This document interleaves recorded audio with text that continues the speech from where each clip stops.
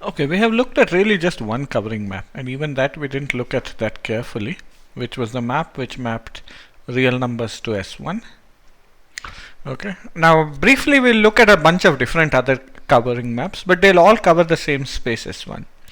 And following that, we'll make a long digression into graphs and their coverings and free groups and so on, so that we have a rich set of examples for the rich theory, which we'll see the first glimpses of just now. Okay, so remember, what was this map from R to S1? It was T maps to e to the 2 pi I t. Okay, and while the spiral was really a vivid picture, let's look at it in a little more pedestrian way why this is a covering. Okay, so let me improve my circle a little. Here it goes. Here's S1, and let's pick a point here, e to the 2 pi I theta, and so theta is a point here.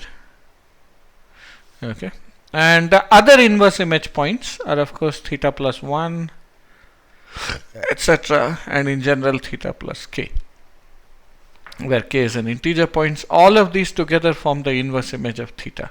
This is a discrete set. The fiber of any covering is always a discrete set, and I need an evenly covered neighborhood. So I take any epsilon neighborhood with epsilon small enough.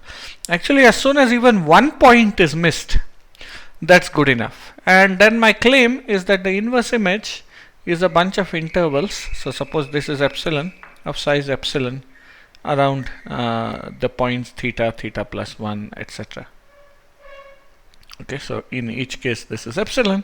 And how do we see this? Let's pick another point, and let's call that, say, here. So suppose this is another point e to the 2 pi I theta prime, and we can always label it in this way uniquely, so that norm of theta prime minus theta, and I shouldn't even say norm because this is just absolute value, theta prime minus theta is less than epsilon. Okay, so now what we know is the following, that if I let's call this neighborhood u epsilon, or simply u. So P inverse of u is going to be the disjoint union of, let's call it Vk, and k is an integer, where Vk is going to be theta minus k minus epsilon, theta plus k minus epsilon, and theta plus k plus epsilon, this open interval. This is contained in R. This is elementary complex numbers or trigonometry, that this is exactly the inverse image. Now Vk are open, and we want to show that P restricted to Vk, this is going to map Vk to U. This is a homeomorphism.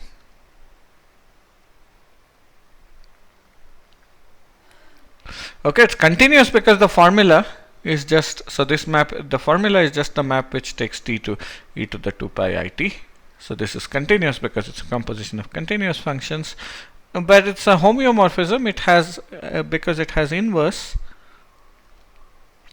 which is going to be theta prime maps to, well, theta prime plus k, where theta prime belongs to u. Sorry, I should correct myself. That formula is wrong, of course. As it has inverse, it's worth writing the domain so one doesn't make such silly mistakes. U to Vk. Namely, an element here is e to the 2 pi I theta prime, and that maps to simply theta prime plus k, where theta prime is such that mod of theta prime minus theta is less than epsilon. So there is a unique theta prime, so that this point is of the form e to the 2 pi I theta prime, and theta prime minus theta is less than epsilon. You could choose other theta primes differing from this by integers, but they will violate this. Okay, so for this I have to choose epsilon to be less than 1. And any epsilon less than 1, just missing one point is enough to get the result that we need. So that is it takes care of showing. So now of course it's easy to see this is continuous. This inverse is continuous. It's an exercise in basic analysis. I will not be doing things at that level. But the key point to note is that because of this is a covering map. Okay, so how about some more covers? Well, other covers. Okay, let me just define Pn from S1 to S1 by Pn of Z is Z to the n. Okay, so this is the circle, and let me take n equals 3 here. So here's a circle, and here's a circle, and let's take our favorite base point, which is always 1 here. Its inverse image is 3 points, for example. In this case, this is omega and omega squared, as they're called, the cube roots of unity. And each of these, so the chap from here to here maps all the way around. Okay. And suppose I took a point. Let's have a maybe purple point here. Its inverse image is going to be 3 points. And an interval around it has inverse image, which are 3 intervals. Okay. And these intervals are given by, again, a simple formula. So let's just write it, because this is an early example. Not early in the course, but we haven't, this is only our second example of a covering space. So if Z is e to the 2 pi I theta, okay, P inverse of Z is going to be equal to the set of points of the form e to the 2 pi I theta plus k divided by n. Okay, because you see that if I take the nth power of this, I get e to the 2 pi I theta of k. Okay, but you can as well take, all of these are different points. I mean, are points that map to Z, but they're not all distinct. So I can take this as in fact strictly less than n. So these are the distinct points. Okay, and similarly, P inverse of U. So let me again write, U is going to be the set of all e to the 2 pi I theta prime, where theta prime minus theta is less than epsilon. Epsilon is chosen less than 1. Then P inverse of U is going to be disjoint union of just k equals 0 to n of these intervals. We just take e to the power of 2 pi I theta plus k minus epsilon.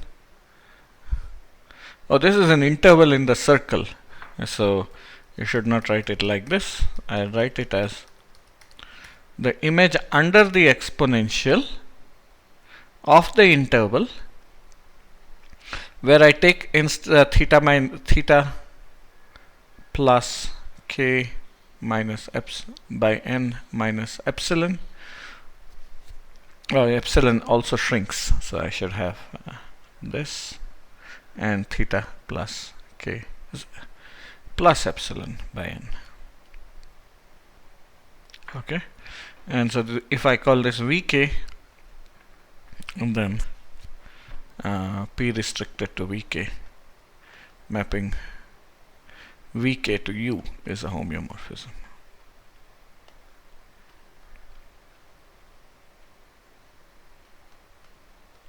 Again, you can write an explicit formula for the inverse and show this. So here we have a bunch of covers. The circle is covered by itself by an n-fold cover. Also the identity, and which is the case when n equals 1, and also real numbers. Okay, and finally we look at a couple of more covers of the circle, and those covers of the circles will illustrate things. So firstly, we have disconnected covers.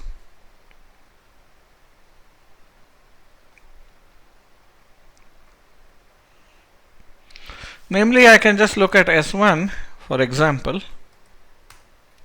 If I look at S1 disjoint union S1 to S1, and the silliest example is I can take two circles and just map them by the identity to the circle. Okay, so I just use the identity here and the identity here. That will give you a cover, and with base points being the same thing. And more generally, I can mix things up. I could map this by, so I could map here by z goes to z to the n, and I could map here by z goes to z to the m. And this is a general principle which is easy. If I have a bunch of covers, then I can put them together and get a single cover. Okay, so I cover from the disjoint union. So non-connected covers have nothing interesting about them. Okay, so we want to focus on connected covers, and here I'll just use a term universal cover and draw a picture here. Okay, so here we have the circle.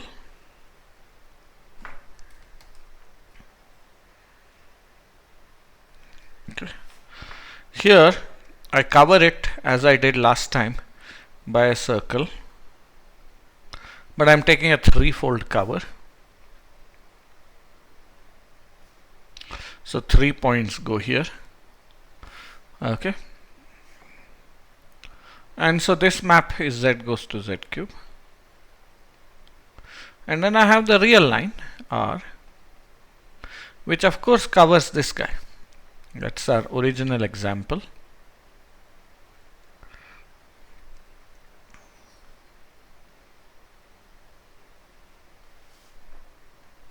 Okay. And so to look at the formula, of course, this is t goes to e to the 2 pi I t. But you notice that I can consider another map from the t to the circle, which is t goes to e to the power of 2 pi I t divided by 3, for example. And then if I look at z goes to z cubed here, then what happens is that this is multiplying the exponent by 3. So the composition gives you this cover. So what we see is that the real numbers are a cover of these guys. So in fact, it will be what is called a universal cover. So the circle has lot of covers. The disconnected ones are cheap examples, but the rest of them are covers of the form z goes to z to the power of n. Okay, so as well as that of real numbers, but the real numbers covers these. Now I just made a statement as if these are all of them, that is at least all of the connected covers, and actually that is true. And that is the first, we'll just see a glimpse of the general theory before, as I said, getting ready for examples. Okay, so the general theory here is going to be the following. Okay, so firstly we have an unconditional theorem. Not hard, but it's important. So let me call it a theorem. Suppose I have p from y0 to x0. Okay, is a covering map.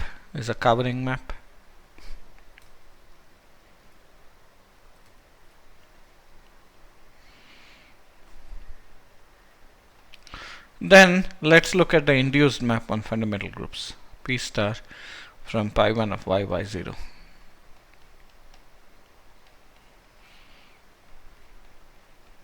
x0 is injective.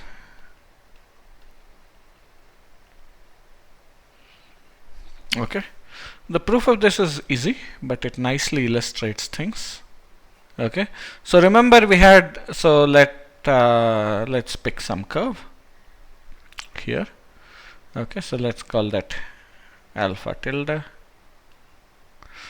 belong to, let me call it alpha hat, because we were using alpha tilde belong to pi 1 of y0, and alpha is p composed with alpha hat.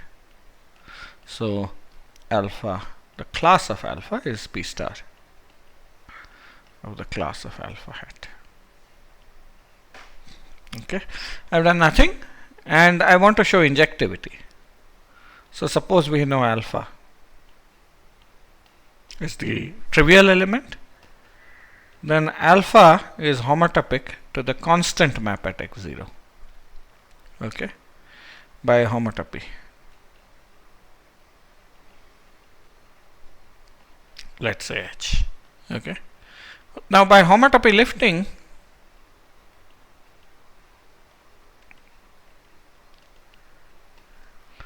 we have a homotopy. What kind of homotopy? We have a homotopy fixing endpoints, remember? So this is also fixing endpoints. So this guy is fixing endpoints, so we have a homotopy fixing endpoints.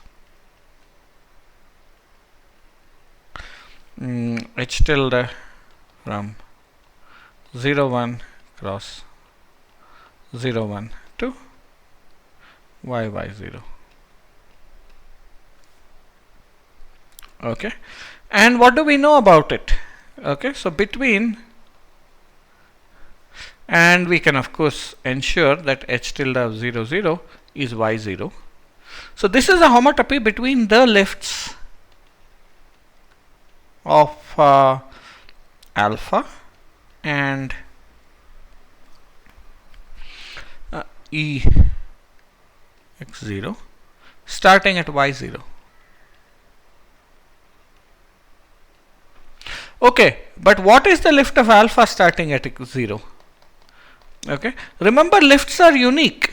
Okay, so now what we know is we have this formula, alpha is p composed with alpha hat. That tells you alpha hat is a lift of alpha, but I'm going to modify this and upgrade it is the lift of alpha starting at y0. It happens to be a loop. Okay, so what we have is that it happens to be a loop. Oh, so